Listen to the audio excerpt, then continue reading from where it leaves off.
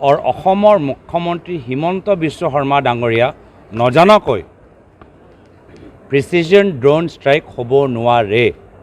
পুনৰবাৰ কৈছোঁ, যিগৰাকী হিমন্ত বিশ্ব শৰ্মা ডাঙৰীয়া বিভিন্ন সময়ত কৈছে, মই পৰেশ বৰুৱা ডাঙৰীয়াৰ লগত কথা পাতি আছোঁ, আজি তেওঁ নজনাকৈ এই ড্ৰোন ষ্ট্ৰাইক কেতিয়াও হ'ব নোৱাৰিলেহেঁতেন। কেন্দ্ৰীয় গৃহমন্ত্ৰী এই ড্ৰোন ষ্ট্ৰাইক তেওঁলোকে হিমন্ত বিশ্ব শৰ্মা ডাঙৰীয়াৰ লগত আলোচনা নকৰাকৈ কেতিয়াও এই পদক্ষেপ নল'লেহেঁতেন। আৰু সেয়া আজি আমাৰ বিধায়িনী দলৰ দলপতি আজি বহুতে কৈছে অপাৰেশ্যন সিন্দুৰ হৈছে। আমাৰ মতে আমাৰ অসমীয়াৰ জ্যেষ্ঠসকল ককাইসকলৰ ওপৰত, দদাইদেউসকলৰ ওপৰত পুনৰবাৰ সেই গুপ্ত হত্যা, সেই কলা দিনবোৰ আমি পুনৰবাৰ দেখিবলৈ এটা পৰিৱেশ আমি দেখা পাইছোঁ।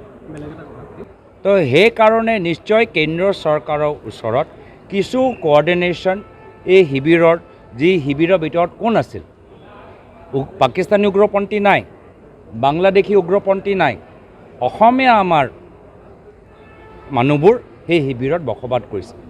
অসমীয়া মানুহৰ ওপৰত যদিও আজি তেওঁ আলফা ইণ্ডিপেণ্ডেণ্ট শিবিৰত আছে, পক্ষত আছে, তথাপিও আমাৰ অসমৰ সন্তানৰ ওপৰত ড্ৰোন ষ্ট্ৰাইক কৰিছে। কোনে কৰিলে, তথ্য কেনেকৈ পালে, আৰু যিহেতু আলোচনা মাধ্যমেৰে আমি সকলোৱে বাট চাই আছিলোঁ যে কেতিয়া তেওঁলোকে আৰ্ম চাৰেণ্ডাৰ কৰি আলোচনা পক্ষত আহি আমাৰ মেইন ষ্ট্ৰীম, আমাৰ অসমীয়া সমাজত তেওঁলোকে যোগ কৰিব, সেইটো আমি বিচাৰিছিলোঁ।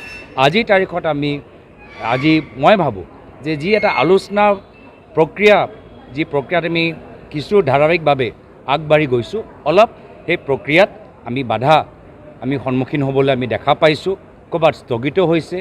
আৰু কিয় আলোচনা ৰাস্তাটো এৰি আজি ড্ৰোন ষ্ট্ৰাইক অসমীয়া সন্তানৰ ওপৰত কৰিবলগীয়া হ'ল,